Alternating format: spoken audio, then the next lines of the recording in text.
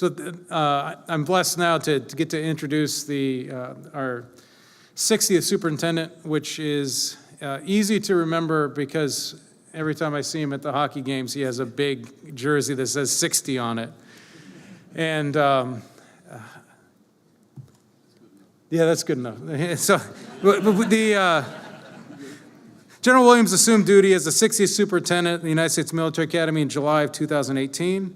He's a graduate of the United States Military Academy, holds master's degrees in leadership development, military arts and sciences, national security, and strategic studies. General Williams has commanded and held staff positions at many levels of the Army across diverse organizations and numerous operational deployments. Of note, while commanding U.S. Army Africa in 2014, he was involved with Operation United Assistance, fighting against the Ebola outbreak in Liberia. Most recently, he served as the commander, NATO Allied Land Command in Izmir, Turkey. Ladies and gentlemen, my pleasure to welcome General Williams.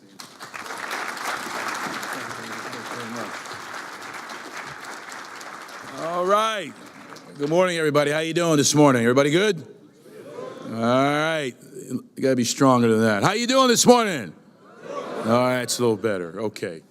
So welcome to our European allies, all friends of mine. As Andy mentioned, I was just recently Allied Land Commander in NATO, and it was home. And I hadn't been home for some time, as he also mentioned before that, in Africa and Italy and Germany and Korea. So it's great to be home. And our football team is doing pretty well right now, and we're pretty happy about that. But go ahead, you can clap, except Navy. Except the Navy guys. So Wednesday at West Point now is the study day where we reflect. So next year I'll make sure we get some West Point cadets here, all right? But our dean is doing great leading that effort. I've got a video I'd like to show you. I don't know if it has anything to do with cyber, but I like it. So we're going to show it. We're going to talk a little bit about what we do. So go ahead and show that video, please. Is clear. It is to protect and defend the Constitution of the United States of America against all enemies, foreign and domestic, and to defend the American people. And you will do that through readiness for combat. You didn't come here to play ping pong. You came here to learn how to fight, and fight you will.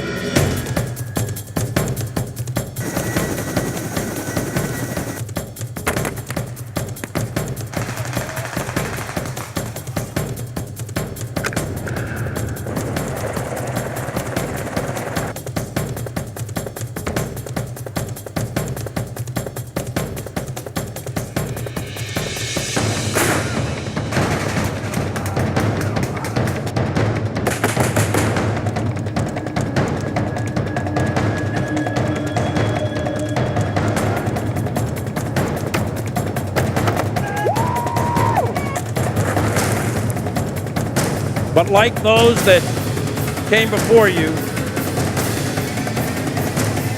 you're going to prevail. And you will win. You guys fired up now? You ready to go? All right. So I stand corrected. It's very much about cyber because it's about winning. And that's what we're here today to talk about the next couple days, about winning. Just happens to be in a different domain as a part of a joint team. That's what you all will do, you young cadets, as when you graduate from your respective academies. So thanks very much. At West Point, we talk about living honorably, leading honorably, and demonstrating excellence. And so this forum here today is about that in some small way. So good morning on behalf of the United States Military Academy. Welcome to SciCon U.S. Thank you all for being here today to take part in this conference. We have several great speakers lined up over the next 2 days from industry, academia, and government. I know you'll find them informative and insightful, and I really hope this conference generates a lot of constructive dialogue and idea sharing. Conflict in a borderless domain requires close collaboration and partnership with industry and academia.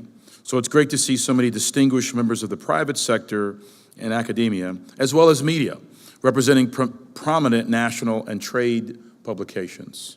To each of you, thank you for being a part of the cyber conflict community of interest. I'd like also to acknowledge the other members of the Joint Force, the Navy, Air Force, Marines, and Coast Guard, and in particular, cadets and midshipmen from our service academies and ROTC units nationwide. Let's give them all a round of applause.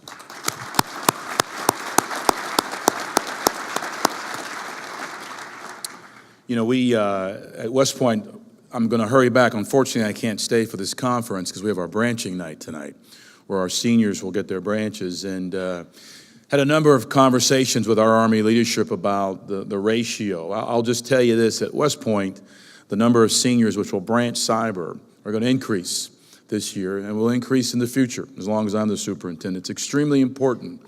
If you live in the part of the world that some of the folks will talk to you about later on today, not only, it's all over the world, but particularly in Eastern Europe, cyber is a very real thing that they think about every single day. It's not some academic exercise for our teammates here, so listen to what they have to say.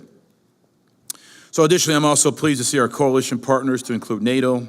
It's the partnership with NATO's Cooperative Cyber Defense Center of Excellence in Estonia that makes this event possible.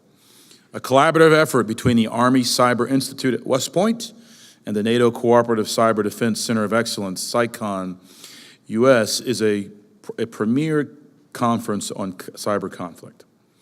It provides a venue for fresh ideas, relevant and actionable content, insight into future trends, and access to industry, government, and military leaders, cyber innovators, and pioneers in the discipline. At the annual AUSA meeting here in DC last month, our Secretary of the Army talked a bit about where we are as an Army, highlighting our efforts to reform ourselves and modernize to be ready to fight and win future wars. Secretary Esper described these efforts as a renaissance of sorts, and the two guideposts to that renaissance are modernization and readiness, telling the audience that we must act now to ensure we are ready today and even more lethal tomorrow. For us old-timers in the room, when we talked readiness and modernization, it was typically in conventional terms. Better tanks and weapons, improved precision fires, missile defense, aircraft, and so on. Today, you can't talk about either readiness or modernization without addressing cyber and space. I know I don't have to convince this audience that the days of looking at warfare through the old traditional lens of land, sea, and air are long gone. New technology, to include things like advanced computing, big data, analytics, and even artificial intelligence, the rapid pace in which these technologies are developed and increased digital connectivity have changed the character of war forever, with cyberspace as the new battlefield in 21st century warfare. That truth echoes throughout our national defense chain of command. Secretary of Defense Mattis addressed in his most recent national defense strategy and identifies space and cyberspace as war-fighting domains. And as a result, we are modernizing our multi-domain warfighting doctrine that Andy talked about earlier. Secretary Esper has said that technology is changing too fast, and our enemies are too adaptable, and the importance of space and cyber have rendered the air-land battle framework inadequate, if not obsolete. And the Army Chief of Staff, General Milley, has said that the first shots of the next actual war will likely be fired in cyberspace, and likely with devastating effect. Let me put a number on this. This is a statistic that the director of the Defense Information System Agency shared just less than 2 weeks ago at CyberCon 2018. She said that DISA prevents about 1 billion, that's with a B, 1 billion cyber operations per month that target DoD's information networks. So we know how real and how extensive the threat is, and we know we cannot be complacent in addressing and combating this threat. As Secretary Mattis has said, we have no preordained right to victory on the battlefield, traditional or cyber. We have no preordained right to victory on the battlefield, traditional or cyber. And we are addressing those threats. The Army is engaged daily in the cyber domain to achieve and maintain superiority against our adversaries. Thanks to the Army Cyber Institute and the entire Army Cyber Enterprise, as well as the great work from our academic and industry partners that are helping us to enable effective cyber readiness. We are focusing modernization efforts there as well.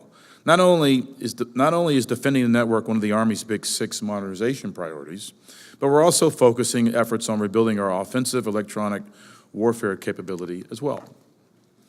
This year's conference focuses on cyber conflict during competition. As our most recent National Defense Strategy states, interstate strategic competition, not terrorism, is now the primary concern in U.S. national security.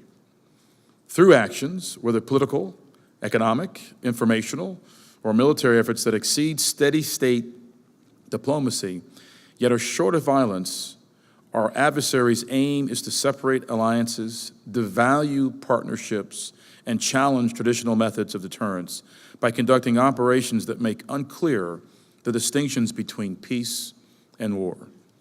The challenge for us and our allies is to advance and defend national interests in an environment that is short of armed conflict. Over the next 2 days, we have a number of paper presentations covering strategy, policy, information, warfare, analytics, acquisition, and technical topics, as well as several invited panels covering a spectrum of multidisciplinary topics, from coalition efforts and deterrence to critical infrastructure protection and artificial intelligence. So, as I mentioned earlier, I hope this conference generates a lot of productive dialogue and ideas as we consider the current threat and explore how we can work together and pursue solutions to combat these threats. Enjoy the conference. Thank you very much.